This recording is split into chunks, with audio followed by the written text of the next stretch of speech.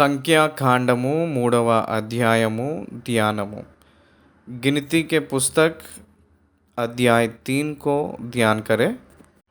इस 3 अध्याय में 51 वचन लिखा गया है।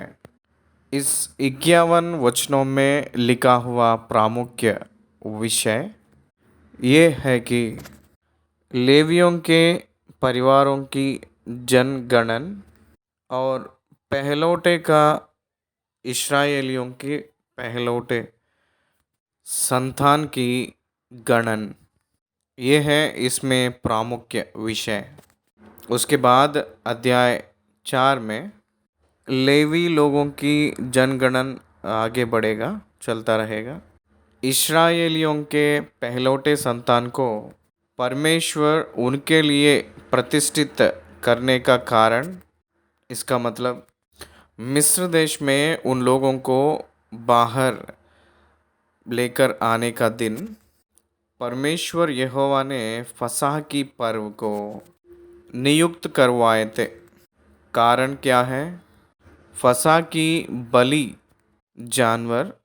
बलि हुआ जो जानवर की लहू, जिसके फाटकों में ऊपर और उसकी फाटकों के ऊपर जो लहू का निशान लगाया जाता है, उस लहू की चिन्ह के वजह से जो बचे थे वो लोग पहलौठे पुत्र। वैसे लहू का चिन्ह जिसके घर पे फाटक पे नहीं था मिस्र देश में, वो सारे लोग उनके घर में जो पहलौठे संतान मर चुके थे। इसीलिए इज़राइल की पहलौठे पुत्र परमेश्वर के होंगे। इसलिए उन लोगों की संख्या को गणन करके उनकी बदले एक गोत्र को प्रत्येक करके अलग करके परमेश्वर ने लेवियों को अलग करके परमेश्वर उस लेवी लोगों को उनकी संपत्ति के रूप में रहे जैसा अधिकार देकर प्रकट कर लिए थे। इसीलिए लेवी लोग, हमें लेवी के पुत्र 3 हैं, वही लेवियों कहते हैं, उन्हीं को लेवियों कहते हैं। गेर्शोन, कहात और मरारी, उन लोग उनकी परिवारों मिलाप वाली तंबू में क्या क्या काम करना है बताते हुए अध्याय 4 को ख़त्म किए हैं।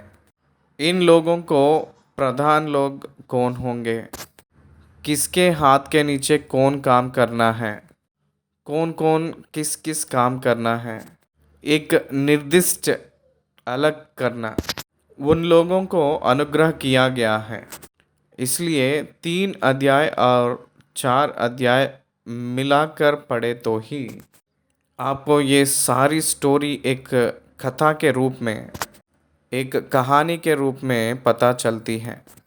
लेवियों के जनगणन और पहलौठे पुत्रों के स्थान में लेवी लोग आना, लेवी लोगों की मिलाप वाली तंबू में कामें, ये प्रामुख्य रूप में दूसरी अध्याय में कहा गया है।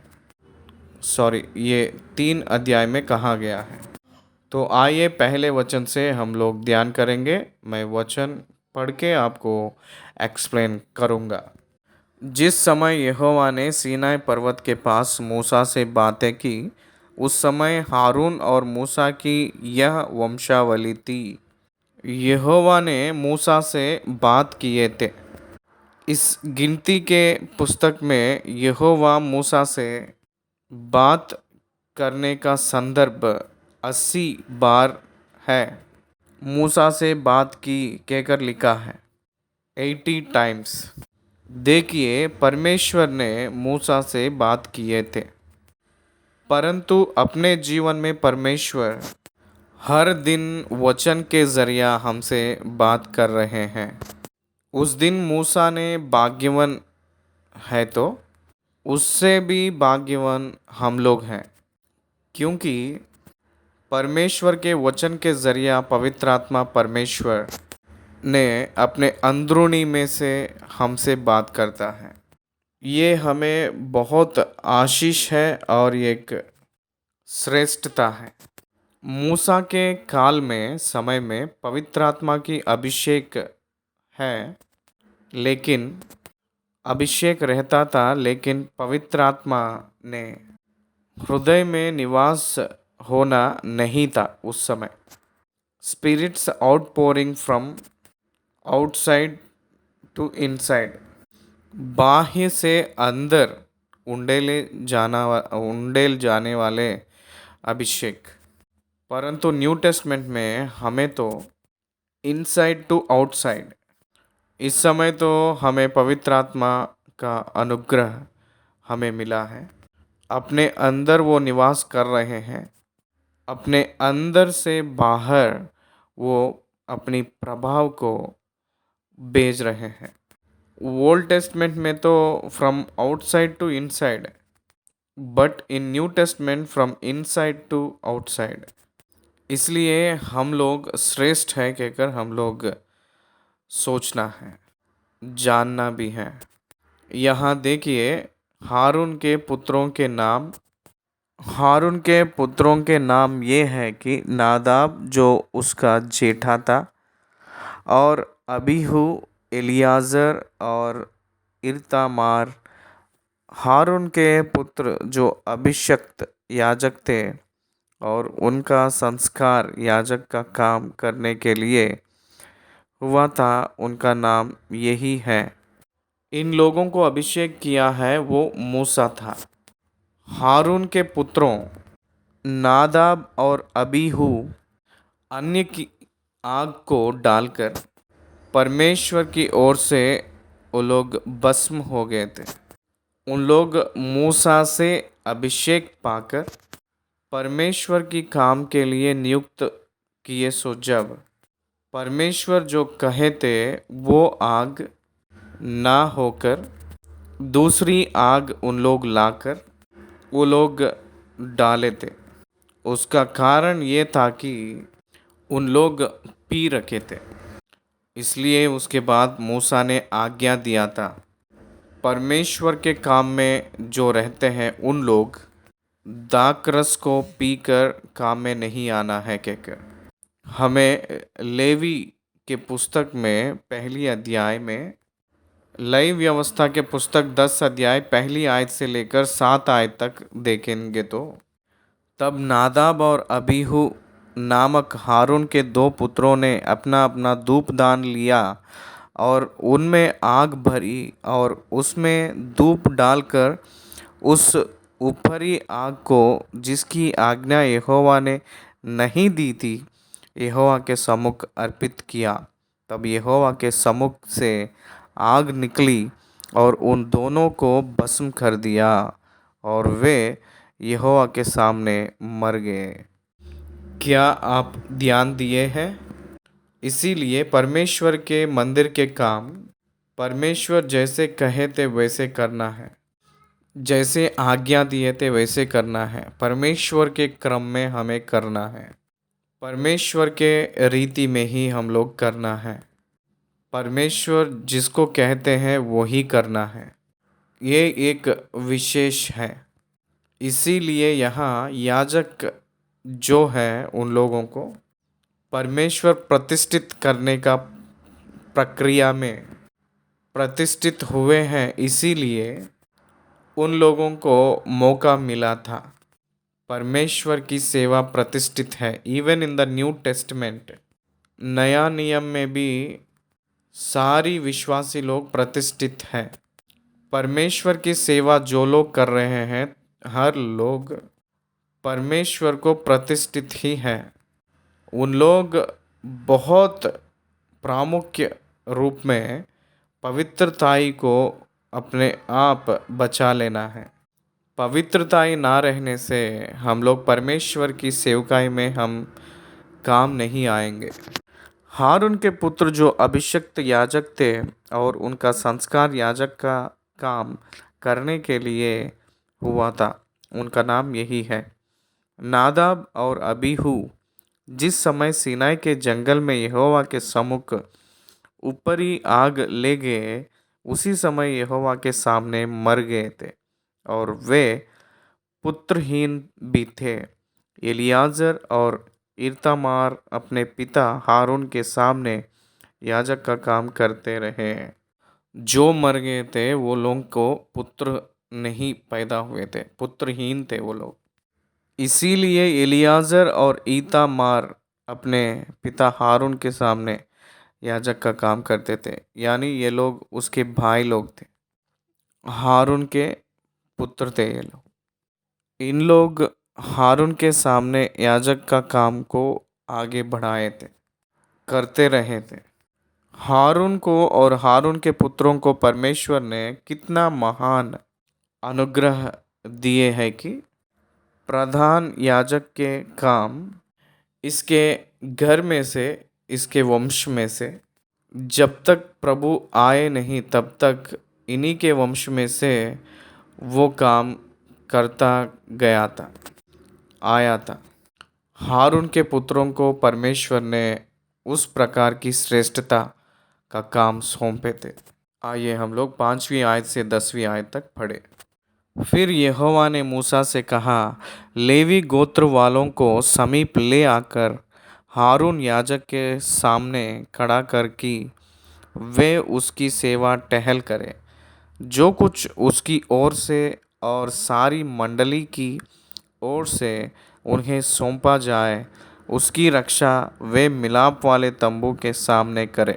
इस प्रकार वे तंबू की सेवा करें। वे मिलाप वाले तंबू के कुल सामान की और इस्राएल की सौंपी हुई वस्तुओं की भी रक्षा करें। इस प्रकार वे तंबू की सेवा करें। और तू लेवियों को हारून और उसके पुत्रों को सौंप दे। इसका मतलब they become the leaders, they will become the leaders. Aaron and his two sons, they will become the leaders. हारून के पुत्र एलियाजर और ईतामार, उन लोग लेवी लोगों को प्रधानों के रूप में और मालिक के रूप में व्यवहार करेंगे। उन लोगों के हाथ के नीचे काम करना है, उन लोगों के नीचे काम करना है। पवित्र आत्मा परमेश्वर ने हमें उद्धार किए हैं। यीशु मसीह की क्रूस की त्यागता के लिए, यीशु मसीह की क्रूस की त्याग के वजह से हमें उद्धार मिली है। उसको पवित्र आत्मा परमेश्वर ने हमें पहनाए हैं। इसीलिए परमेश्वर की आत्मा पाए हुए हम सब लोग भी यीशु मसीह को सौंपे गए हैं पिता के जरिया।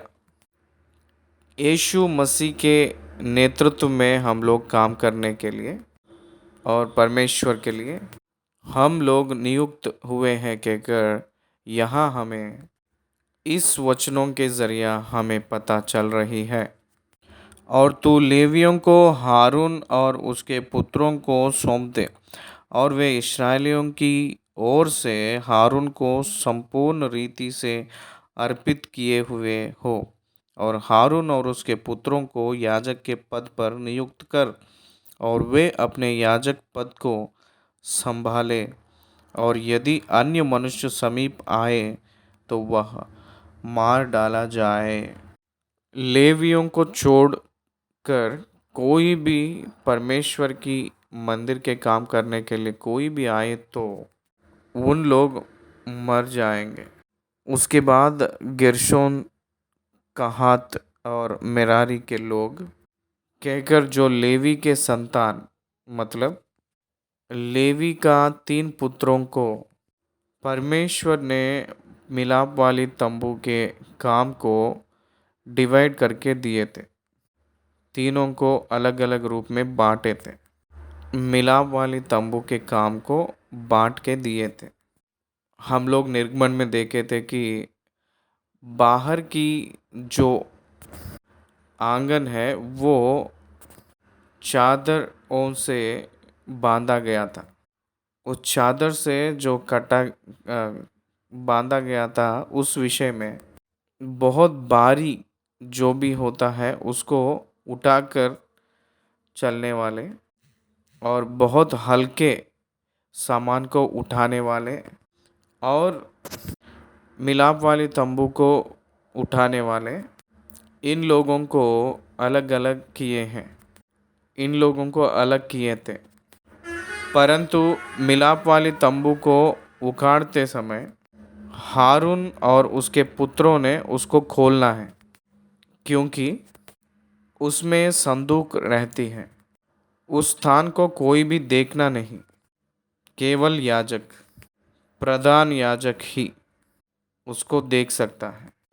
इसीलिए प्रधान याजक ने उस मिलाप वाली मंदिर में उस मिलाप वाली तंबू को खोलते वक्त उस संदूक को एक चादर से ढांपते हैं। तब कहाती लोग ने आकर उसको उठाकर चलेंगे। इसीलिए कहात के लोग मंदिर के अंदर प्रवेश नहीं है। जब तक संदूक ढांपा नहीं जाएगा तब तक उसको छूना मना है। इसीलिए ये सारी प्रतिष्ठित पूरा परमेश्वर अपने नियम के हिसाब से नियुक्त कर रहे हैं। उसको कई पीढ़ियों के पीढ़ी वो लोग उसको पालन करते हुए आए थे। जो लोग उसको उल्लंघन करेंगे वो लोग मर जाएंगे, ये हमें जानना चाहिए।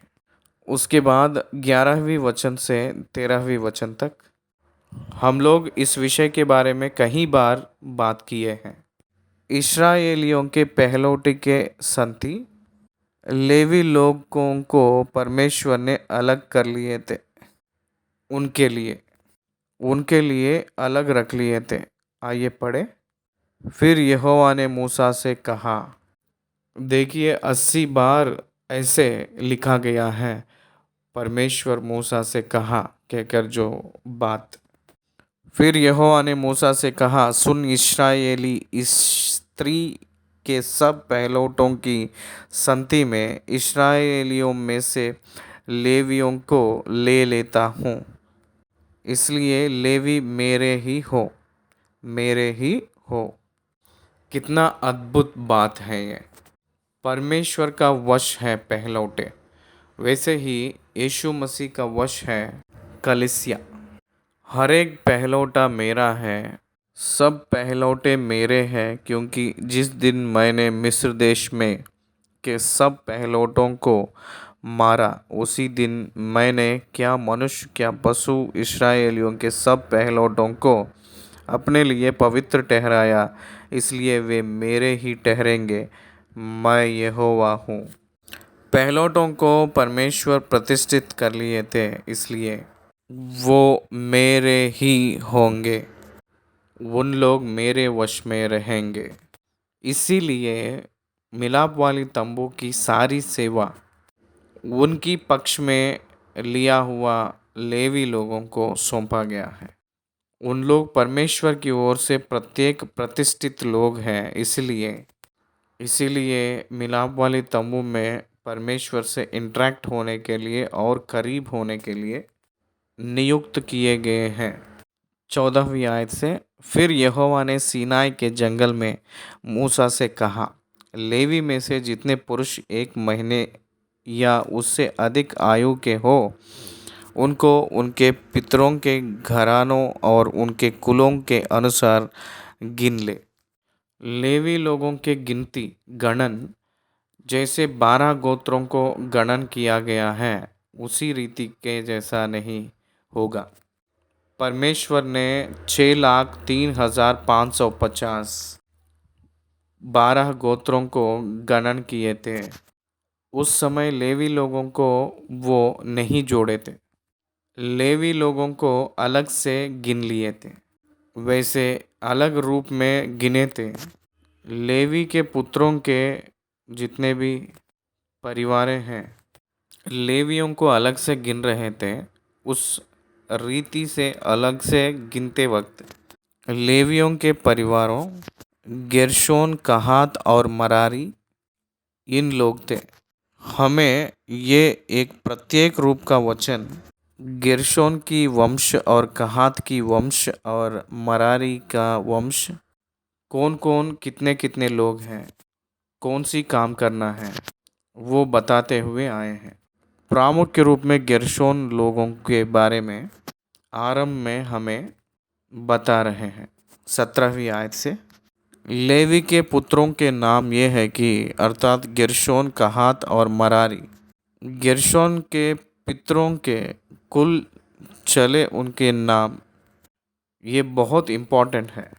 कुल चले उनके नाम थे, इसका मतलब परिवार में वंश और उसके कुल चले के नाम है। ये एक आइडेंटिफिकेशन, ये एक इजी आइडेंटिफिकेशन के लिए इस रीति से गणन किया गया है। आज भी हम लोग परिवारों को गिनते वक्त हमारे पिता लोग और अपने दादा लोग और उसके ऊपर जितने भी वंश है, उन सभी को किस रीति से हमें किस किस परिवार में क्या क्या कौन कौन ज्वाइन हुए हैं, हम लोग वंश का गणन डाले। सो जब परिवार के मुख्य लोग के वजह से ही हम लोग गणन करेंगे। आज भी, आज के ज़माने में भी हमारे दादाजी को 11 संतान थे। 11 संतान में सिर्फ 5 ही लोग जिए थे।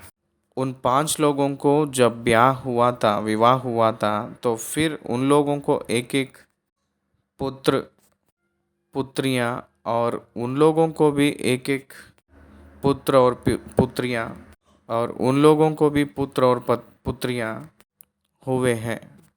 वंशावली को विभाजन करते ही हमारे पिताजी के वंश में देखा जाएगा तो हम लोग हमारे परिवार में आते ही 13वीं लोग हुए हैं। इसका मतलब एक एक एल्डर के हिसाब से एक एक व्यक्ति का डिवीज़न किस रीति से रहता है परिवार के मुख्य के नाम से, उसी रीति से इस समय भी गिनती गणन किया गया है। लिब्नी और शिमी, लिब्नी और शिमी ये लोग वंश का मुख्य लोग थे। उन दोनों प्रामुख्य वंश हैं। कहात के पुत्र जिनसे उसके कुल चले आए हैं, चले ये हैं अर्थात अमराम, इसहार, अमराम, इसहार, हेब्रोन और उज्जीएल। यहाँ हमें 4 लोग दिख रहे हैं। गेर्शोन के पास 1+2, कहात के पास 1+4 और मरारी के पास 1+2। मरारी के पुत्र जिनसे उसके कुल चले ये हैं अर्थात महली और मूसी, अर्थात महली और मूसी ये लेवियों के कुल अपने पितरों के घरानों के अनुसार हैं। हारून को लेवी को 3 पुत्र हैं। उस परिवार में 8 वंश हैं। ये लेवियों में हमें प्रत्येक रूप में दिखाई देती है। इन लोगों में गणन किया गया है, इसका मतलब 1 महीने से 1 महीना और 1 महीने से भी ऊपर, इनमें से जितने पुरुषों की आयु 1 महीने की था उससे अधिक थी, उन लोगों को गिनती करें तो 7,500 थे।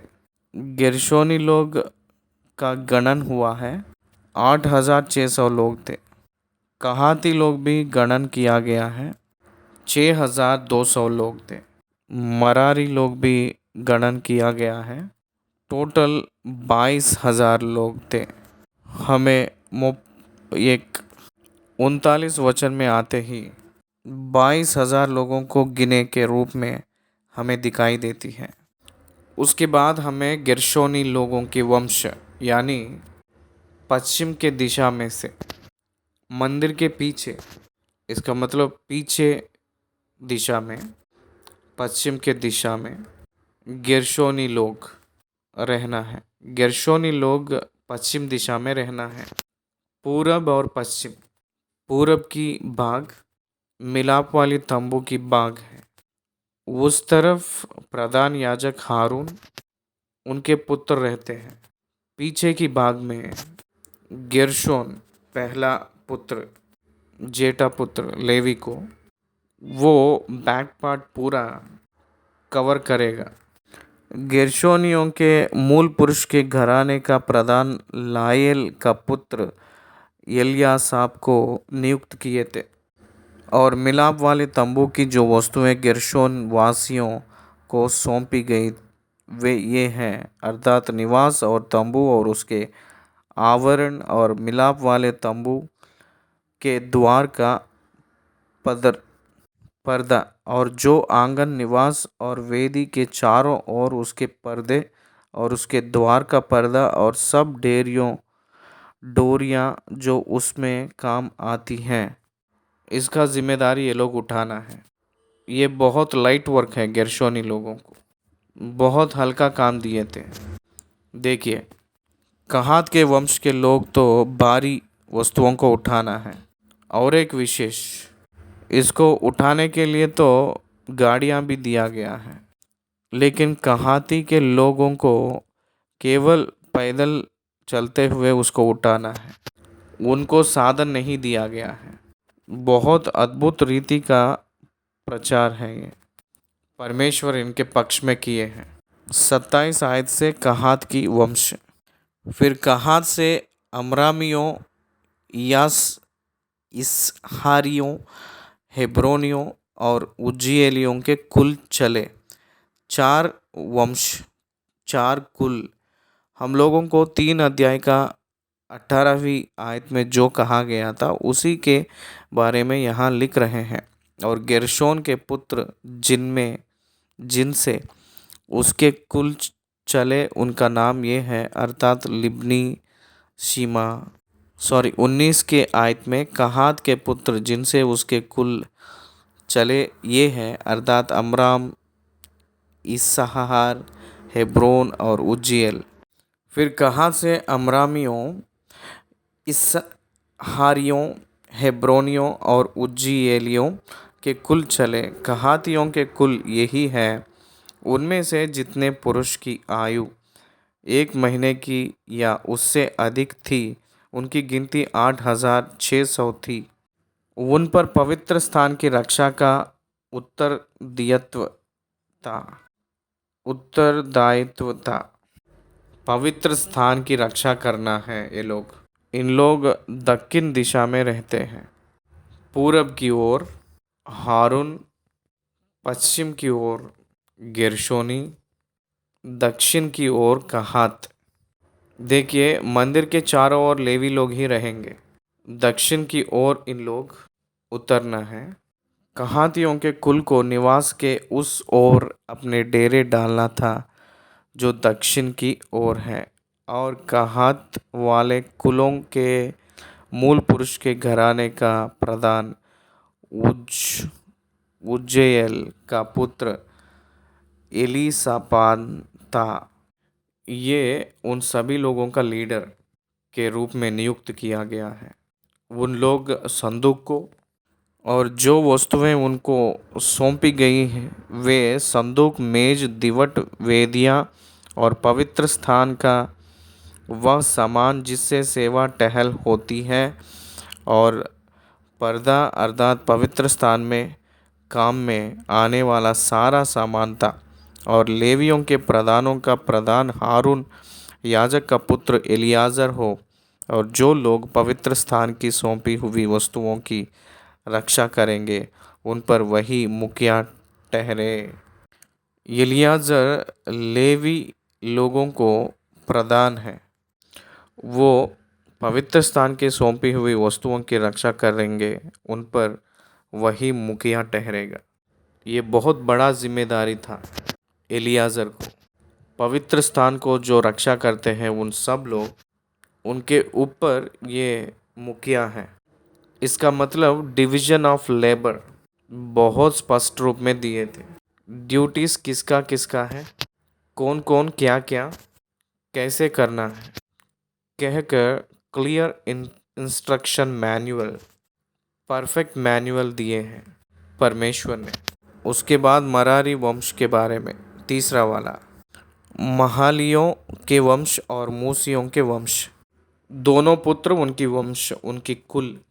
इनमें से जितने पुरुष की आयु 1 महीने की या उससे अधिक थी उन सबों की गिनती 6,200 थी।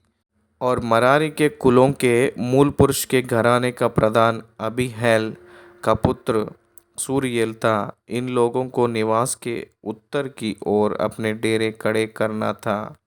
इन लोग उत्तर की दिशा में रहना है। इस रीति से दक्षिण रूप में कहाती, उत्तर की दिशा में मरारी, पश्चिम के भाग में गेर्शोनी, पूरब की ओर प्रधान याजक के पुत्रों। इस रीति से चारों ओर लेवी लोग ही परमेश्वर के चारों ओर रहकर परमेश्वर को और लोगों को बीच में, परमेश्वर के लोगों के बीच में रहकर सेवा कर रहे थे। इन लोग युद्ध में नहीं जाएंगे, इसीलिए इन लोगों को साधारण जनसंख्या में नहीं गिना गया था।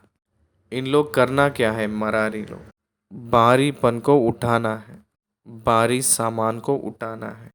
क्या है ये सामान? पढ़ रहा हूँ, देखिए।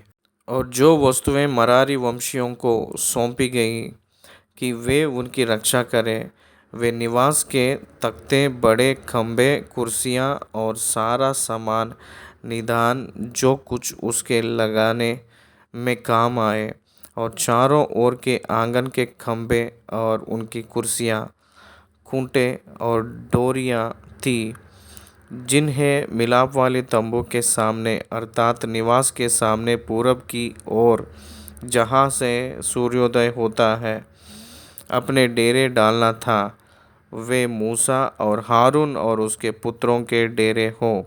और पवित्र स्थान की रखवाली इस्राएलियों के बदले वे ही किया करे, और दूसरा जो कोई उसमें उसके समीप आए वह मार डाला जाए, मौत की सजा पाएंगे। यहोवा की इस आज्ञा को पाकर 1 महीने की या उससे अधिक आयु वाले जितने लेविया पुरुषों के मूसा और हारून ने उनके कुलों के अनुसार गिना, वे सब के सब 22,000 थे। स्त्रियों को नहीं गिना गया था। 1 महीने और उससे अधिक आयु के उम्र की पुरुष सभी को गिने थे, परंतु इनमें से और भी काम करने के लिए 30 से 50 आयु के लोगों को चुन लिए थे। These all are eligible that appointed people for prominent work for labor 30 years to 50 years वालों को ही लिए थे। लेवी लोगों के रूप में गिने गए हुए लोग 22,000 लोग हुए, तो भी इनकी महीना और उससे अधिक हुए जो उन लोगों का संख्या ही ये है। इन लोगों में से और भी 30 साल से लेकर 50 साल तक जो बल सामर्थ्य जो थे, उन लोगों को प्रत्येक रूप में इस काम में ऑपरेट किए, जैसा हम लोग देख रहे हैं। आइए हम लोग 40वीं आयत से लेकर 51 वचन तक हम लोग पढ़ेंगे। इसमें प्रामुख्य रूप में हमें इस्राएलियों में 1 महीने से अधिक जो उम्र के आयु के पहलौटों का मतलब फर्स्ट बॉर्न, उन लोगों को गिनकर संख्या को लिखने के लिए कहे थे। मैं यहोवा हूँ। फिर यहोवा ने मूसा से कहा, इस्राएलियों के जितने पहलौठे पुरुषों की आयु 1 महीने की या उससे अधिक है, उन सबों को नाम ले लेकर गिन ले, और मेरे लिए इस्राएलियों के सब पहलौठों के बदले लेवियों को, और इस्राएलियों के पशुओं के सब पहलौठों के बदले लेवियों को पशुओं को ले। मैं यहोवा हूँ। यहोवा की इस आज्ञा के अनुसार मूसा ने इस्राएलियों के सब पहलौठों को गिन लिया, और सब पहलौठे पुरुष जिनकी आयु 1 महीने की या उससे अधिक थी, उसके नामों की गिनती 22,273 थे। क्या आप ध्यान दिए हैं? लेवियों की संख्या से भी पहलौठों की संख्या 2,273 ज़्यादा है। देखिए परमेश्वर बहुत सुंदर से एक समांतर तुलना कर रहे हैं। केवल 273 लोग ही पहलौठे ज़्यादा हैं, लेवियों की संख्या कम हुई है। उन लोगों के लिए क्या करना है कहे हैं 44 से लेकर 51 तक। तब यहोवा ने मूसा से कहा, इस्राएलियों के सब पहलौठों के बदले लेवियों को और उनके पशुओं के बदले लेवियों के पशुओं को ले, और लेवियाँ मेरे ही हो, लेवी मेरे ही हो, मैं यहोवा हूँ।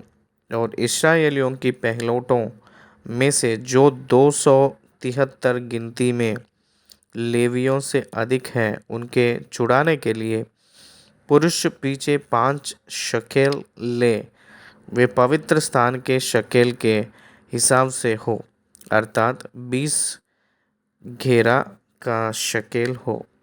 और जो रुपया उन अधिक पहलौठे की छुड़ौती का होगा उसे हारून और उसके पुत्रों को दे देना। हारून और उसके पुत्रों को देने के लिए कहे थे। अतः जो इस्राएली पहलौठे लेवियों के द्वारा छुड़ाए हुओं से अधिक थे, उनके हाथ से मूसा ने छुड़ौती का रुपया लिया और 1,365 शकेल रुपया पवित्र स्थान के शकेल की हिसाब से वसूल हुआ। और यहोवा की आज्ञा के अनुसार मूसा ने छुड़ाए हुओं का रुपया हारून और उसके पुत्रों को दे दिया। देखिए छुड़ौती का धन कहते हैं। 1,365 शकेल रुपया दिए गए हैं।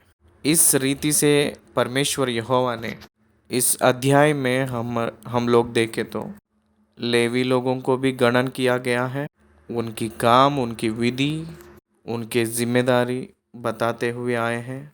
और पहलौठों से उन लोग किस रीति से रिप्लेस किया गया है, लेवी लोग स्पष्ट रूप में लिखे थे। उसके बाद अध्याय 4 में हम लोगों को हारून के पुत्रों के वंश कहाती और मरारी, उन लोगों की सेवा किस रीति से होना चाहिए, उन लोग किस रीति से काम करना है, उसकी कंटिन्यूशन इसमें हमें बताया जाता है। 3 अध्याय खत्म हुआ है। धन्यवाद।